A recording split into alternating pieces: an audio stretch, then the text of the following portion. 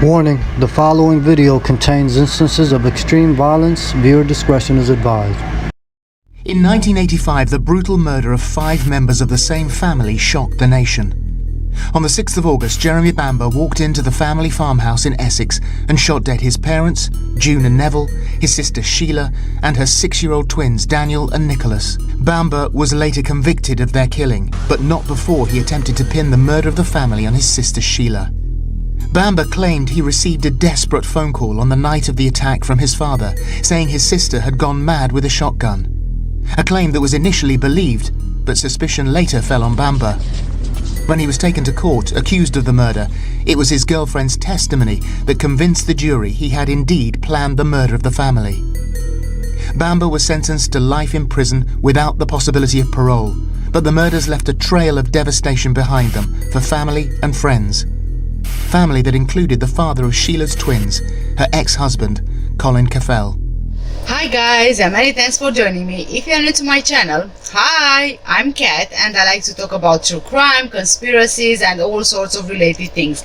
Please don't forget to make sure you hit the big red subscribe button below and also make sure you hit the notification bell so you are the first one to know about any new videos I upload. For my returning subscribers and viewers, I would like to thank you all so much for the continuous support you are showing me. This is what keeps me and my channel going. Thank you so much.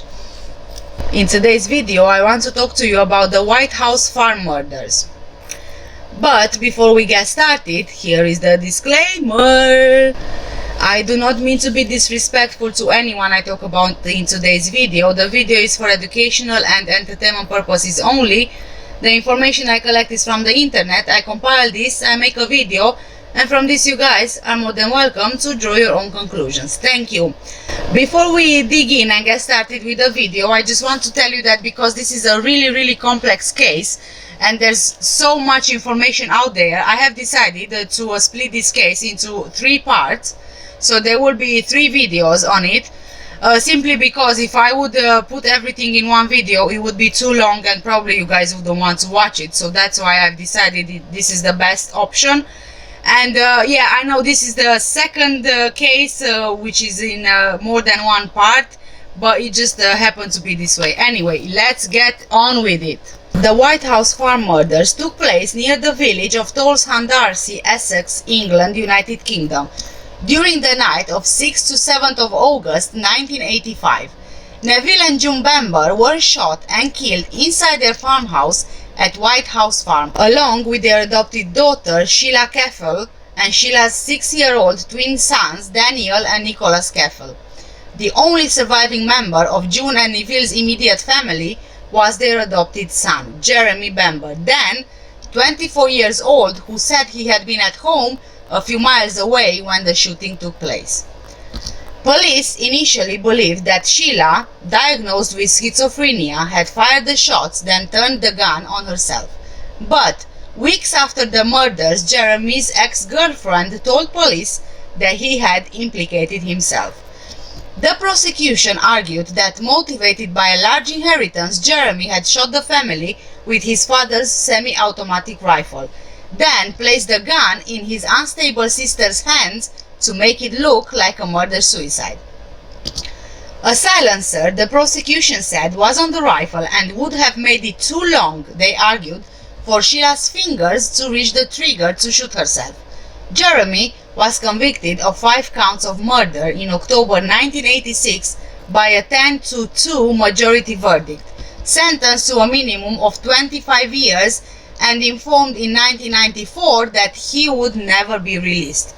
The Court of Appeal upheld the verdict in 2002. Jeremy protested his innocence throughout, although his extended family, who gained financially from Jeremy's conviction, remained convinced of his guilt. Between 2004 and 2012, his lawyers submitted several unsuccessful applications to the Criminal Cases Review Commission, arguing that the silencer might not have been used during the killings, that the crime scene may have been damaged, then reconstructed, that crime scene photographs were taken weeks after the murders, and that the time of Sheila's death had been miscalculated. A key issue was whether Jeremy had received a call from his father that night to say Sheila had gone berserk with a gun. Jeremy said that he did, that he alerted the police and Sheila fired the final shot while he and the officers were standing outside the house. It became a central plank for the prosecution's case that the father had made no such call, and that the only reason Jeremy would have lied about it, indeed, the only way he could have known about the shootings when he alerted the police, was that he was the killer himself. Neville and Jun Bamber. A key issue was whether their daughter Sheila was strong enough to have subdued Neville, who was 6 feet 4 inches tall, in what happened to have been a violent struggle in the kitchen. Ralph Neville Bamber, born the 8th of June 1924, 61 years old when he died, was a farmer, a former RAF pilot and local magistrate at Witham Magistrates Court. He and his wife June, born 3rd of June 1924, also 61 when she died, had married in 1949 and moved into the Georgian White House Farm on Pages Lane, set among 300 acres of tenant farmland that belonged to June's father. The Court of Appeal described Neville as a well-built man, 6 feet 4 inches tall and in good physical health.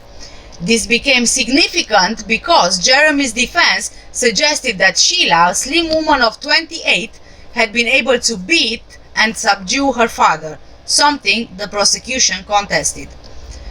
Unable to have biological children, the couple adopted Sheila and Jeremy as babies. The children were not related to each other. June suffered from depression and had been admitted to a psychiatric hospital in the 1950s, including in 1958 after Sheila's adoption, where she was given electroshock therapy at least 6 times. In 1982, she was treated by Hugh Ferguson, a psychiatrist who later saw Sheila. The Bambers were financially secure. There was the farmhouse, a property in London, 300 acres of land, and also a caravan site. The couple gave the children a good home and private education, but June was intensely religious and tried to force her children and grandchildren to adopt the same ideas. She had a poor relationship with Sheila, who felt June disapproved of her, and June's relationship with Jeremy was so troubled that he had apparently stopped speaking to her. Sheila's ex-husband was concerned about the effect June was having on his sons. She made them kneel and pray with her, which upset him and the boys. Daniel and Nicholas Caffell, born 22nd of June 1979, 6 years old when they died, were born to Sheila and Colin Caffell, who married in 1977 and divorced in 1980. Colin was an art student when he met Sheila. Both parents were involved in the children's upbringing after the divorce, although the boys were briefly placed in foster care in 1980 to 1983 because of Sheila's health problems. For several months before the murders, they had been living with Colin in his home in Kilburn, North London, not far from Sheila's home in Maida Vale. A week-long visit to White House Farm had been arranged for August 1985 at the Bambers' request. The plan was that the boys would visit their grandparents with Sheila before going on holiday to Norway with their father. Daniel and Nicholas were reluctant to stay at the farm. They really disliked that June made them pray, and in the car on the way asked their father to speak to her about it. In addition, Daniel had become a vegetarian and was worried about being forced to eat meat. When their father dropped them off at the house on 4th of August, it was the last time he saw them.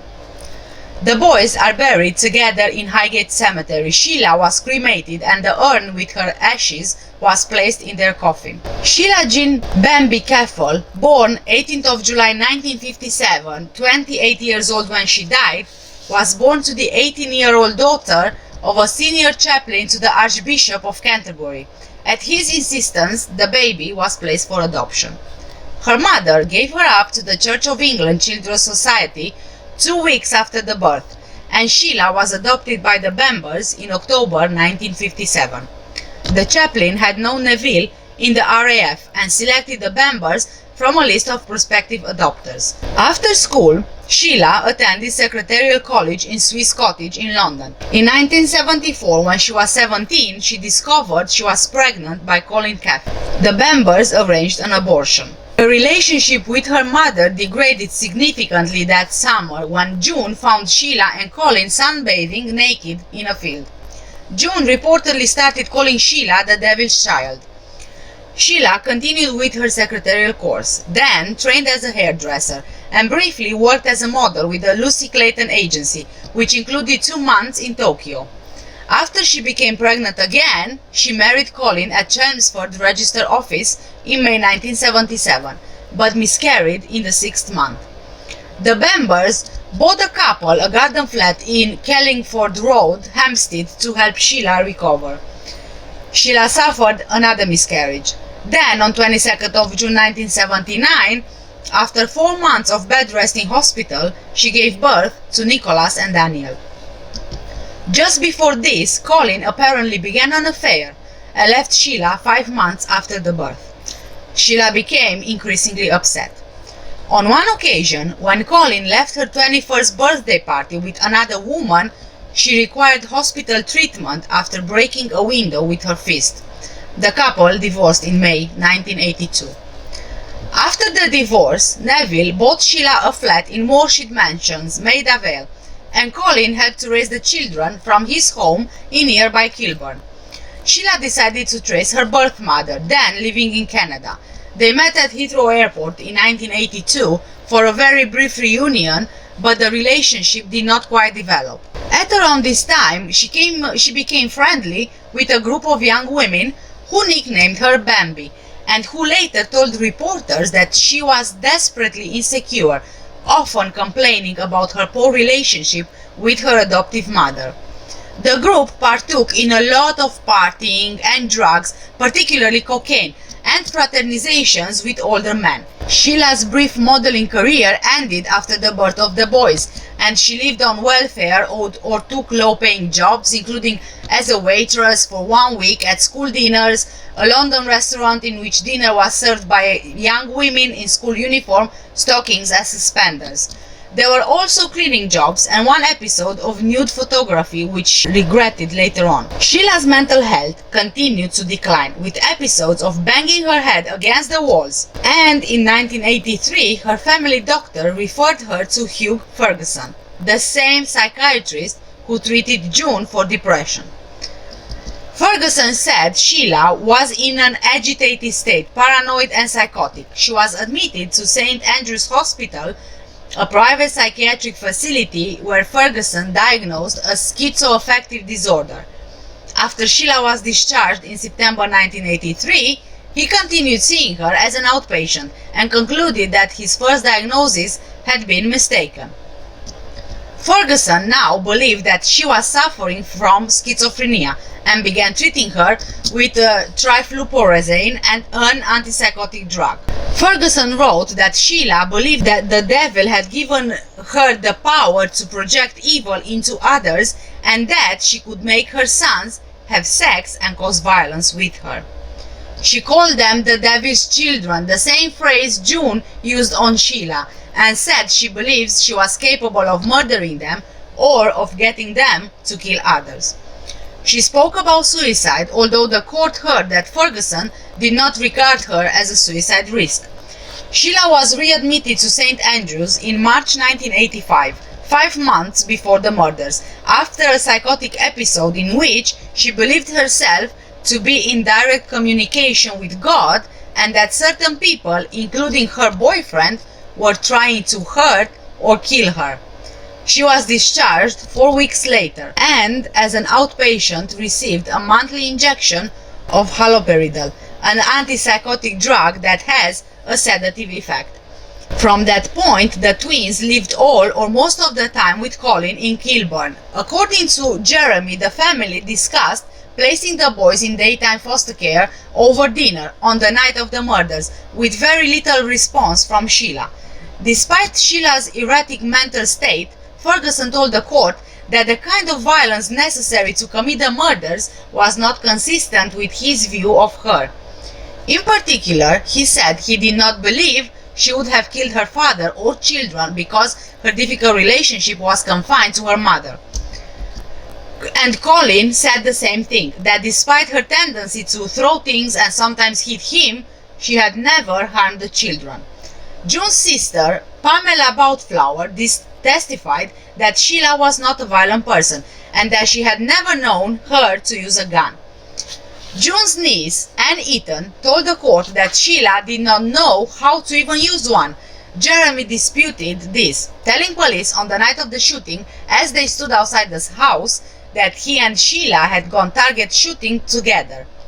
He acknowledged later he had not seen her fire a gun as an adult. Jeremy Nevill Bamber was born on the 13th of January 1961 to a student midwife who, after an affair with a married army sergeant, gave her baby to the Church of England Children's Society when he was 6 weeks old. His biological parents later married and they had other children. His father became a senior staff member in Buckingham Palace. Neville and June adopted Jeremy when he was 6 months old. They sent him to St. Nicholas Primary, then, along with Sheila, to Meldon Court Prep School.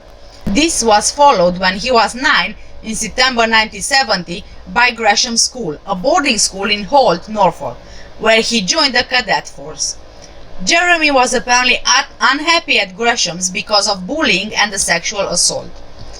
After leaving Gresham's with no qualifications, Jeremy attended 6th Form College and in 1978 achieved 7 O-levels. Neville paid for him to visit Australia, where he took a scuba diving course before traveling to New Zealand. Former friends alleged that Jeremy had broken into a jeweler's shop while in New Zealand and had stolen an expensive watch.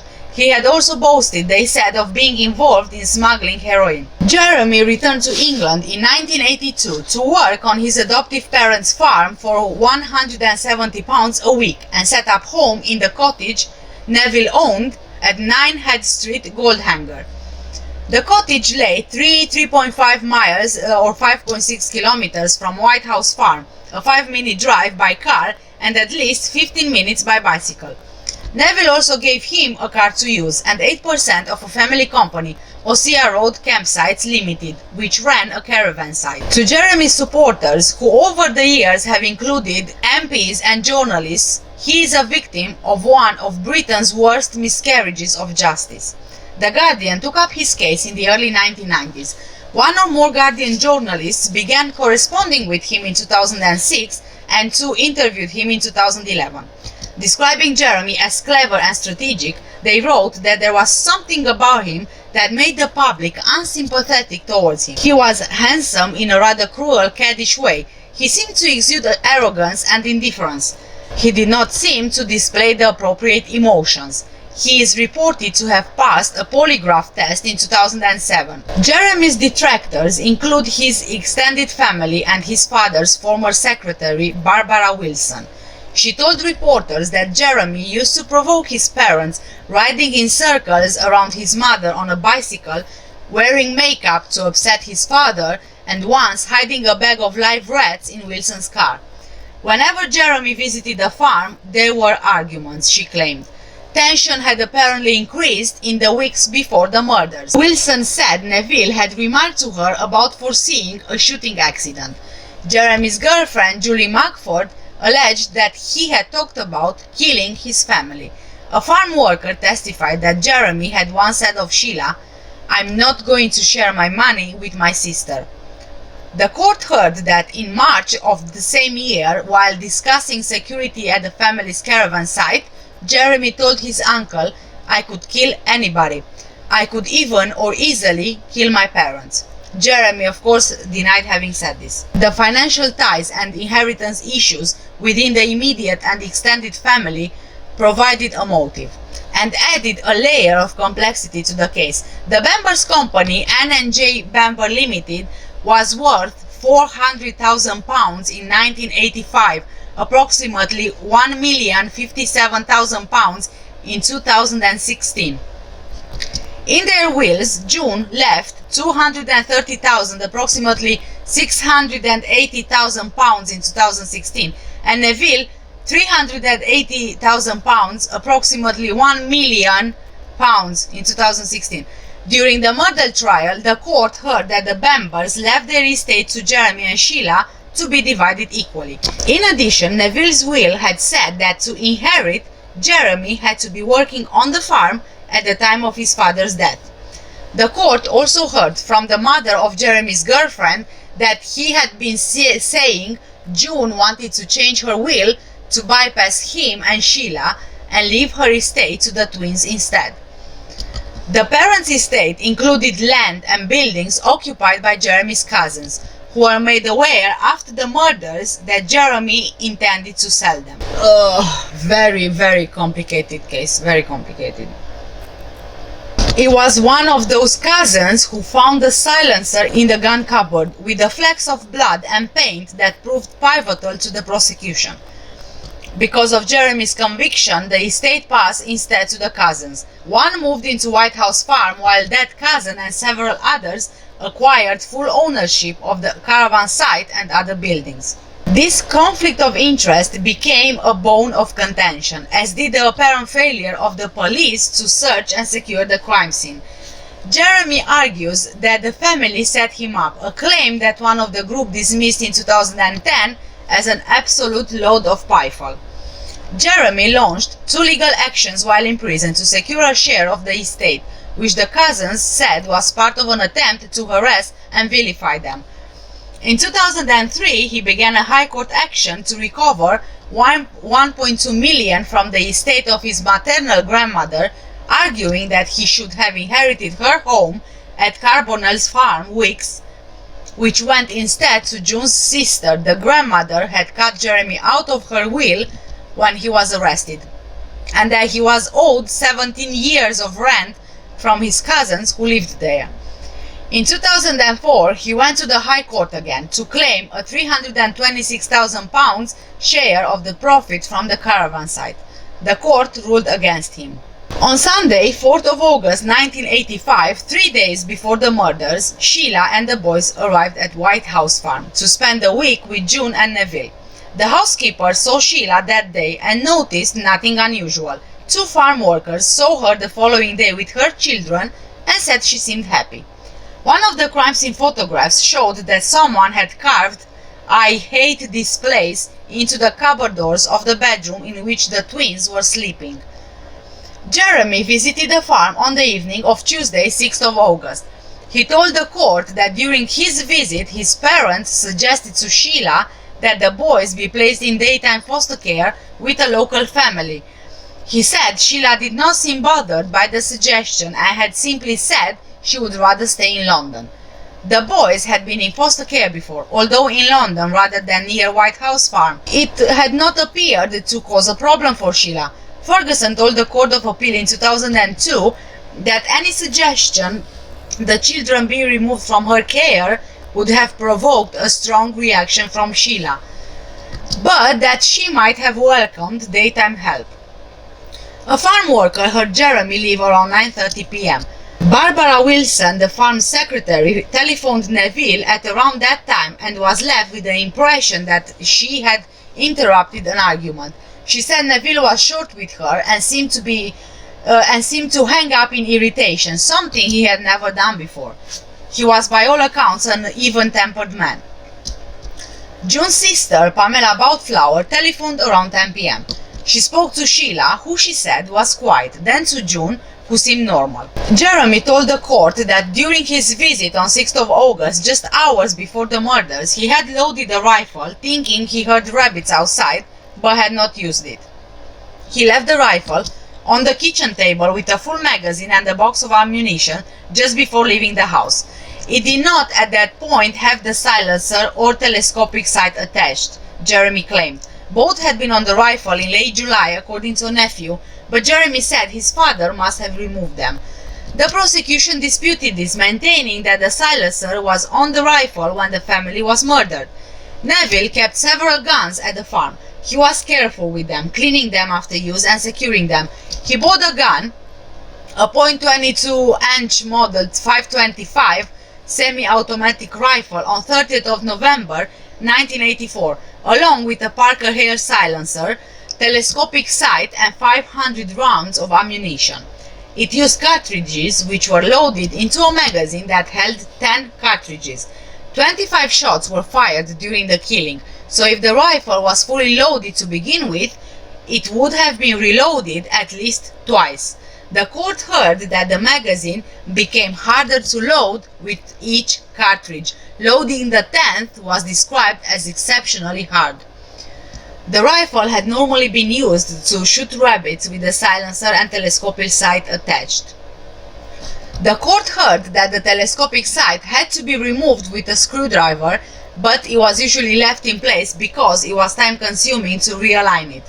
Neville's nephew visited the farmhouse on the weekend of 26 to 28 of July 1985 and told the court that he's seen the rifle in the gun cupboard in the ground floor office with a sight and silencer attached. He took the gun out and used it for target shooting. There were 3 telephones at White House Farm on the night of the shooting, all on the same landline. There was usually a cream rotary phone in the main bedroom on Neville's bedside table, a beige Statesman digital phone in the kitchen, and the blue Scepter 100 digital phone in the office on the first floor. There was a 4th phone too, an Envoy cordless phone in the kitchen, but it was picked up for repair on 5th of August. The rotary phone had at some point been moved out of the main bedroom and into the kitchen, where the police found it with its receiver off the hook. They found the beige Statesman digital phone still in the kitchen, but hidden in a pile of magazines. Jeremy called Chelmsford police station and not the 999 emergency number from his home in the early hours of 7th of August to raise the alarm. My father's phoned from White House Farm and he sounded really frightened. He says, my sister's gone crazy and she's got a gun. He told them he had received a telephone call from his father from the White House Farm landline to the landline at Bamber's home to say Sheila had gone berserk with a gun. Jeremy said the line went dead in the middle of the call. The prosecution argued Jeremy received no such call, and his claim to have done so was part of his setting the scene to blame Sheila. Nevill was severely bloodied at that point, according to the Court of Appeal, but the telephone had no visible blood on it when police examined the scene, although it was acknowledged that no swabs had been taken. It was Jeremy, the prosecution said, who left the kitchen telephone off the hook after calling his home from White House Farm to establish that part of his alibi. After Jeremy called the police, a British telecom operator checked the White House Farm line and at 3:56 a.m. according to the police log and at 4:30 a.m. according to the Court of Appeal, and found that the line was open. The operator could hear a dog barking. British Telecom did not at the time keep records of local calls. According to experts who testified at the trial, if Nevill called Jeremy without replacing the receiver, the line between them would have remained open for 1 or 2 minutes. And during this time, Jeremy would not have been able to use the telephone. Explaining why he had called the local police station and not 999, Jeremy told police on the night that he had not thought it would make a difference to how soon they would arrive. He said he spent time looking up the number, and even though his father asked him to come quickly, he first telephoned his girlfriend, Julie Mugford, in London, then drove slowly to the farmhouse. Jeremy acknowledged that he could have called one of the farm workers but didn't consider it. In his early witness statements, Jeremy said he telephoned the police immediately after receiving his father's call, then telephoned Mugford. During later police interviews, he said he called Mugford first. Jeremy said he was confused about the sequence of events. In 2010, Jeremy's lawyers highlighted 2 police logs in support of his application to have his case referred back to the Court of Appeal. The question was whether these logs support the prosecution position that there was 1 call that night to the police from Jeremy alone, or the defense position that there were 2 calls, one from Nevill followed by a second from Jeremy. 1 log shows that Jeremy rang the local police station and spoke to Police Constable Michael West in the information room. As a result, West began an event log. This states that Jeremy's call came in at 3:36 a.m. on 7th of August of 1985. Jeremy maintains that he telephoned 10 minutes after his father phoned him, but at trial it was accepted that West had misread a digital clock and that the call probably came in just before 3:26 a.m. because that was when West asked a civilian dispatcher, Malcolm Bonnet, to send a car to the scene. The car, Charlie Alpha 5, was dispatched at 3:35 a.m. The event log noted a call from Mr. Bamber, 9 Head Street, Goldhanger, Bamber's home address. Father phoned, age 62. Please come over, your sister has gone crazy, plus has the gun. Phone went dead. Father, Mr. Bamber, White House Farm. Sister, Sheila Bamber, age 27, has history of mental illness. Dispatched CA5, Charlie Alpha 5, to scene. Informant requested to attend scene. Radio log. Daughter gone berserk. The Court of Appeal noted that Bamber said he tried to ring his father back at White House Farm, but he could not get a reply. During the trial, the court heard that Bamber said his father didn't hang up after speaking and he could hear noise in the background. At some point, PC West spoke to Bamber again on the telephone. Bamber apparently complained about the time the police were taking, saying, "When my father rang, he sounded terrified." He was then told to go to the farm and wait for the police. Michael Bonnet, a civilian dispatcher in Chelmsford Police Station's information room, began a radio log which kept track of messages about the situation. The radio log discusses a telephone call made at 3:26 a.m. on 7th of August.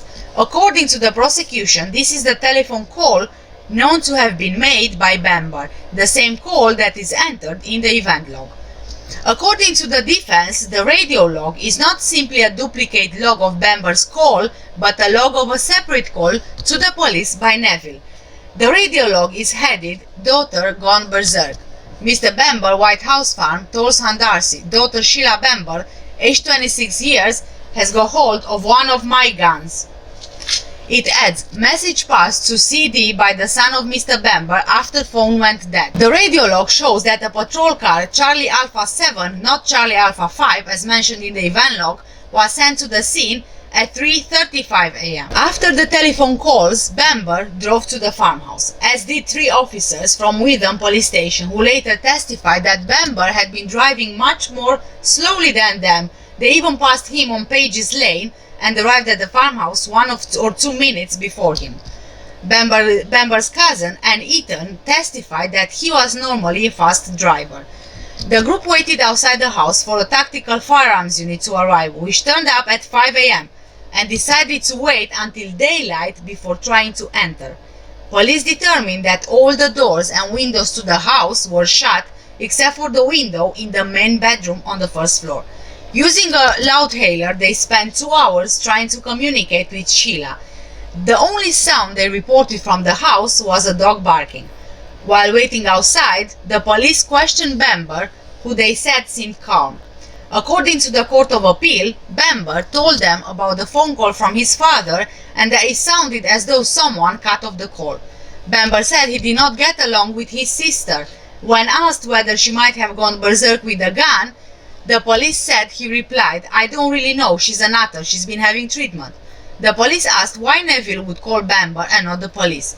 Bamber replied that his father was the sort of person who might want to keep things within the family. He said that he called the police station rather than 999 because he did not think it would affect how long the police would take to respond. Over the next few hours, he talked about cars in general with one of the officers, saying that the Osea Road caravan site would be able to stand him a porch soon. Bamber told the police Sheila was familiar with guns and they had gone target shooting together. He said he was at the farmhouse himself a few hours earlier and he loaded the rifle because he thought he heard rabbits outside. Bamber left the rifle on the kitchen table fully loaded with a box of ammunition nearby. A doctor who was called to the house testified that deaths could have occurred at any time during the night. He said Bamber appeared to be in a state of shock. Bamber broke down, cried and seemed to vomit. The doctor said Bamber told him about the discussion the family had about possibly placing Sheila's sons in foster care. The police entered the house at 7:54 a.m. using a sledgehammer to break the back door. The door had been locked from the inside while the key still in the lock. they found 5 bodies with multiple gunshot wounds. Nevill downstairs in the kitchen and the rest upstairs. 25 shots had been fired, mostly at close range. In what order the family was killed is not known. A telephone was lying on one of the kitchen surfaces with its receiver off the hook next to .22 shells. The police said chairs and stools were overturned, and there was broken crockery, a broken sugar basin, a broken ceiling light, and what looked like blood on the floor. Nevill was found in the kitchen, dressed in pajamas, lying over an overturned chair next to the fireplace amid a scene suggestive of a struggle. He was shot 8 times, 6 times to the head and face, fired when the rifle was a few inches from his skin. The remaining shots to his body occurred from at least 2 feet away. Based on where the empty cartridges were found, 3 in the kitchen and 1 on the stairs, the police concluded that he was shot 4 times upstairs but managed to get downstairs where a struggle took place, and during which he was hit several times with a rifle and shot again, this time fatally. There were 2 wounds to Neville's right side and 2 to the top of his head, which would probably have resulted in unconsciousness. The left side of his lip was wounded, his jaw was fractured, and his teeth, neck, and larynx were damaged. The pathologist said he would not have been able to engage in purposeful talk. According to the Court of Appeal, there were gunshot wounds to Neville's left shoulder and left elbow. The court heard that he had black eyes and a broken nose, linear bruising to the cheeks, lacerations to the head, linear type bruising to the right forearm, bruising to the left wrist and forearm, and 3 circular burn type marks in the back. The linear marks were consistent with Mr. Bamber having been struck with a long blunt object, possibly a gun. One of the pillars of the prosecution case was that Sheila would not have been strong enough to inflict this beating on Nevill, who was 6 feet 4 inches, and by all accounts in good health. June's body and clothing were heavily bloodstained. She was found in her nightdress with bare feet. Police believes she was sitting up during part of the attack based on the pattern of blood on her clothing. She was found lying on the floor by the door of the master bedroom. June was shot 7 times. 1 shot to her forehead between her eyes was fired from under 1 foot away. That and another shot to the right side of her head would both have caused her death quickly. There were also shots to the right side of her lower neck, her right forearm, and 2 injuries on the right side of her chest and right knee. The boys were found in their beds in their own room. They appeared to have been shot while in bed. The court heard that Daniel had been shot 5 times in the back of the head, 4 times with a gun held within 1 foot of his head, and once from over 2 feet away. Nicholas had been shot 3 times, all contact or close proximity shots. Sheila was found on the floor of the master bedroom with her mother. She was in her nightdress, her feet were bare, and she had 2 bullet wounds under her chin, one of them on her throat. The pathologist, Peter Van Esses, said that the lower of the injuries had occurred from 3 inches 76 millimeters away, and the higher one was a contact injury. The higher of the 2 would have killed her immediately. The lower injury would have killed her too, he said, but not necessarily straight away. Van Esses testified that it would be possible for a person with such an injury to stand up and walk around, but the lack of blood on her nightdress suggested to him that she had not done this. He believed that the lower of her injuries had happened first, because it has caused bleeding inside the neck. The court heard that if the immediately fatal wound had happened first, the bleeding would not have occurred to the same extent. The pattern of bloodstains on her nightdress suggested she had been sitting up when she received both injuries, Van Esses said. Blood and urine samples indicated that Sheila had taken haloperidol and several days earlier had used cannabis. There were no marks on her body suggestive of a struggle. The firearms officers who first saw her said her feet and hands were clean, her fingernails manicured and not broken, and her fingertips free of blood, dirt or powder. There was no trace of lead dust. The rifle magazine would have been loaded at least twice during the killings. This would usually leave lubricant and material from the bullets on the hands. A scene of crimes officer, Detective Constable Hammersley, said there were blood stains on the back of her right hand, but that otherwise her hands were clean. There was no blood on Sheila's feet or other debris, such as the sugar that was on the downstairs floor. Low traces of lead were found on her hands and forehead at post-mortem, but the levels were consistent with the everyday handling of things around the house. A forensic scientist, Brian Elliott, testified that if Sheila had loaded 18 cartridges into a magazine, he would expect more lead on her hand. The blood on her nightdress was consistent with her own, and no trace of firearm discharge residue was on it. Given that Sheila was wearing just a nightdress, it was hard to see how she could have carried the cartridges. The rifle, without the silencer or sights attached, was lying on her body, pointing up at her neck. June's Bible lay on the floor to the right of Sheila. It was normally kept in a bedside cupboard. June's fingerprints were on it, as were others that could not be identified, including one made by a child. The police and media were initially convinced by the murder-suicide theory. Detective Chief Inspector Thomas Jones, deputy head of CID, was so sure Sheila killed her family that he ordered Bamber's cousins out of his office when they asked him to consider whether Bamber had set the whole thing up. The Daily Express reported on 8 of August 1985, the day after the murders, that a farming family affectionately dubbed the Archers was slaughtered in a bloodbath yesterday. The result of this certainty was that the investigation was poorly conducted. The murder scene was not secured and searched thoroughly, and evidence was not recorded or preserved. Within a couple of days, the police burned the blood-stained bedding and carpets, apparently to spare Bamber's feelings. The scene of crime officer moved the murder weapon without wearing gloves, and it was not examined for fingerprints until weeks later. 3 days after the killings, Bamber and the extended family were given back the keys to the house. Police did not find the silencer in the cupboard. One of Bamber's cousins found it on 10th of August with what appeared to be flecks of red paint and blood, and took it to another of the cousins' homes. It took the police a further 3 days to collect it. A few days after that, the cousins found a scratch on the red mantelpiece that the prosecution said was caused by the silencer during a struggle for the gun. That accounted for the fleck of red paint. The Bible found near Sheila was not examined at all. Journalist David Conant writes that a hacksaw blade that might have been used to gain entry to the house lay in the garden for months. Officers did not take notes. Those who dealt with Bamber wrote down their statements weeks later. The bodies were released days after the murders, and 3 of them, Neville, June and Sheila, were cremated. Bamber's clothes were not examined until 1 month later.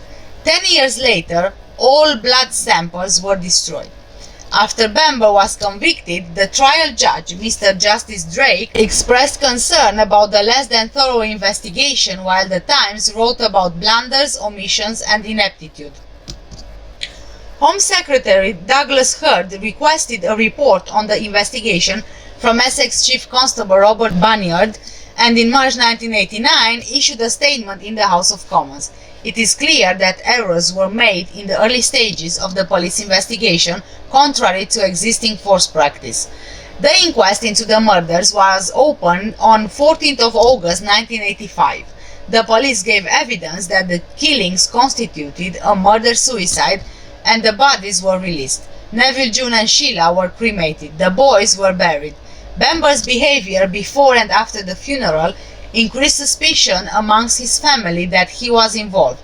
They alleged that he sobbed during the funeral service for his parents and sister, and at one point seemed to buckle and had to be supported by Markford, but he was smiling and joking later at the wake. Shortly after the funerals, Bamber traveled to Amsterdam with Markford and a friend, where he bought a large quantity of cannabis. The travel agent who sold the tickets said the group had been in high spirits. Bamber also began selling his family's belongings. Markford's mother was offered June's car, and an ad was placed in a local newspaper asking £900 for Neville's.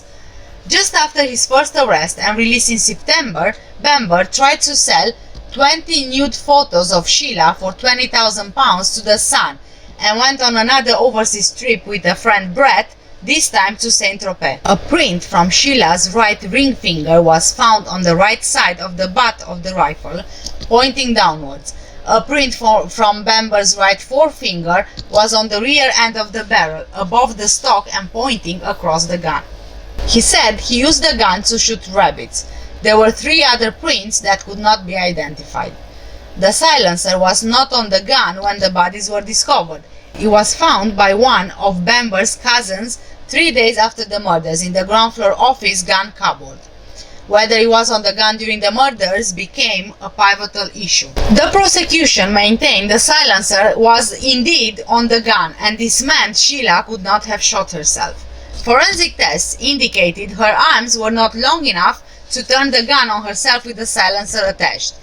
If she had shot the others with the silencer, then realized the gun was too long for her to shoot herself, the silencer would have been found next to her body. She had no reason to return it to the gun cupboard before going back upstairs to shoot herself.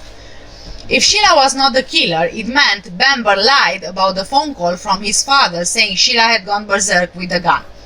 The police searched the gun cupboard on the day of the murders, but they found nothing. 3 days later, on 10th of August, Bamber's extended family visited the farm with Basil Koch, the estate executor.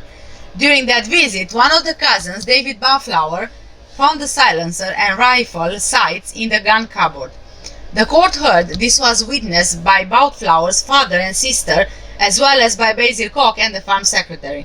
Instead of alerting the police, the family took the silencer to Baflower's sister's home. Baflower said it felt sticky. They found red paint and blood on the silencer, and the surface of it had been damaged. When the police collected the silencer from them on 12th of August, 5 days after the murders, an officer reportedly noticed an inch-long grey hair attached to it, but this has gone by the time the silencer arrived at the Forensic Science Service, the FSS, at Huntingdon, Cambridgeshire. A scientist at the FSS, John Hayward, found blood on the inside and outside surface of the silencer, the latter not enough to permit any analysis. The blood inside was found to be the same blood group as Sheila's, although it could have been a mixture of Neville's and Jun's. A firearms expert, Malcolm Fletcher, said the blood was back spatter caused by a close contact shoot. Bamber's cousins returned to the farmhouse to search for the source of the red paint on the silencer. In the kitchen, they found marks in the red paint on the underside of the mantelpiece above an AGA cooker. A sample taken by a scenes of crime officer was found to contain the same 15 layers of paint and varnish that were in the paint flake found on the silencer. Casts of the marks on the mantelpiece were deemed consistent with the silencer having come in contact with the mantel several times. The implication was that the silencer had scratched the mantelpiece during a fight for the gun. On 7th of September 1985, a month after the murders, Julie Mackford changed her statement to police, now alleging that Bamber had been planning to kill his family. As a result of her second statement, Bamber was arrested the following day. Bamber and Mackford started dating in 1983 when she was 19 and studying for a degree in education at Goldsmiths College in London. She took a holiday job in Sloppy Joe's, a pizzeria in Colchester, where Bamber had a bar job in the evenings. During police interviews, Mackford admitted to a brief background of dishonesty. In 1985, she was cautioned for using a friend's checkbook to obtain goods worth around £700 after it was reported stolen. She said she and a friend repaid the money to the bank. Mackford also acknowledged having helped Bamber in March 1985 to steal just under £1,000 from the office of the Ozzy Road caravan site his family owned. She said he staged the break-in to make it appear that strangers were responsible. Mackford was initially supportive of Bamber. Photographs of his parents and Sheila's funeral show him weeping and hanging onto her arm. During an interview with the police on the day after the murders, she said Bamber called her at home in the early hours of 7th of August between 3 and 3:30 a.m. and said there's something wrong at home, and he sounded worried. She said she was tired and didn't really ask what was wrong. Mackford's position changed the following month after she had a series of arguments with Bamber. He seemed to want to end the relationship, and they argued about his involvement in the murders. Mackford told Bamber he was a psychopath and at one point tried to smother him with a pillow. During one argument on the 4th of September 1985, another woman called Bamber in Mugford's presence. As it became clear to Mugford that he was seeing this woman, she smashed a mirror and slapped Bamber. 3 days later, she went to the police and changed her statement. In the second statement, Mugford alleged that between July and October 1984, Bamber said he wished he could get rid of them all. He talked about his old father and mad mother who were trying to run his life.